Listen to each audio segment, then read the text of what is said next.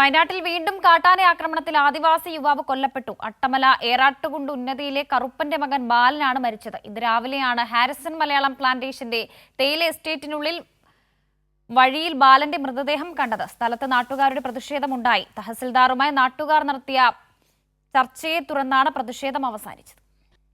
Attamala glass ബ്രിഡ്ജിനു സമീപത്താണ് മൃതദേഹം നാട്ടുകാർ കണ്ടത്. ഇന്നലെ രാത്രിയിലാണ് കാട്ടാനാക്രമണമുണ്ടായത്. രാവിലെ പണിക്ക് പോകാൻ എത്താത്തതിനാണ് മറ്റുള്ളവർ ബാലനെ അന്വേഷിച്ചത്. ഇതിനിടയിലാണ് വഴിയിൽ ആനയുടെ ചവിട്ടേറ്റ് കിടന്ന ബാലന്റെ മൃതദേഹം കണ്ടത്. ഉരുൾപൊട്ടലിനെ തുടർന്ന് അട്ടമല പള്ളിക്കു സമീപത്തെ എസ്റ്റേറ്റ് ക്വാർട്ടേഴ്സിലേക്ക് ബാലൻ ഉൾപ്പെടെയുള്ളവരെ മാറ്റിപ്പാർപ്പിച്ചിരുന്നു. ഇവരുടെ ഊരിനും മാറ്റിപ്പാർപ്പിച്ച സ്ഥലത്തിനുമിടയിൽ വെച്ചാണ് ആക്രമണമുണ്ടായത്.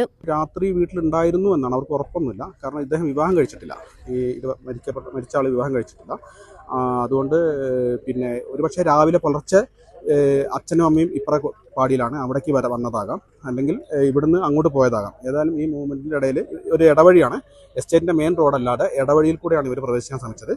അപ്പോൾ ആ സമയത്ത് ആണ് അറ്റാക്ക് ഉണ്ടായിട്ടുള്ളത്. വന്യമൃഗശല്യം രൂക്ഷമായ പ്രദേശത്ത് പ്രശ്നപരിഹാരം ഉറപ്പുവരുത്തണമെന്നാവശ്യപ്പെട്ട് സ്ഥലത്ത് നാട്ടുകാർ പ്രതിഷേധിച്ചു.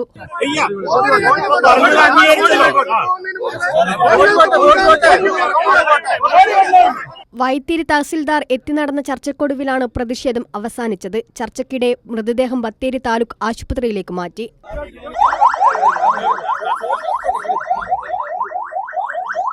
ആശ്രിതന് ജോലി, നഷ്ടപരിഹാരം എന്നിവ ഉടൻ നടപ്പാക്കാൻ ചർച്ചയിൽ തീരുമാനമുണ്ടായി. ഏറാട്ടുകുണ്ട് ഉന്നതിയിലുള്ളവരെ സുരക്ഷിത സ്ഥലത്തേക്ക് മാറ്റിപ്പാർപ്പിക്കാനുള്ള തീരുമാനം ജില്ലാ വികസന സമിതി സ്വീകരിക്കും. ആദ്യഘട്ടം എന്നുള്ള നിലയിൽ 5 ലക്ഷം രൂപ ഇന്ന് തന്നെ കൈമാറാൻ വനംവകുപ്പ് ഇന്ന് തന്നെ കൈമാറുന്നതായിരിക്കും. അതിൻ്റെ നമ്മൾ അടുത്ത ഇപ്പം നേരത്തെ എടുത്ത തീരുമാനപ്രകാരം നമുക്ക് അടുത്ത DDCയിൽ വെക്കാവുന്ന ഒരു അഭിപ്രായമാണ്. ആ തരത്തിൽ നമുക്ക് DDC വെച്ചിട്ടുണ്ട്. പിന്നെ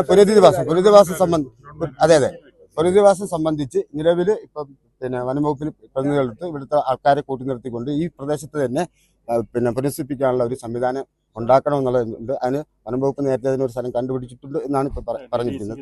2 ദിവസത്തിനിടെ രണ്ടാമത്തെയാളാണ് വയനാട്ടിൽ കാട്ടാന ആക്രമണത്തിൽ കൊല്ലപ്പെടുന്നത്. നൂൽപ്പുഴ കാപ്പാട് ഉന്നതിയിലെ മാനുവിനെ കഴിഞ്ഞ ദിവസം കാട്ടാന ഊരിന് സമീപത്ത് വെച്ച് കൊലപ്പെടുത്തിയിരുന്നു. കൈരളി ന്യൂസ്, വയനാട്.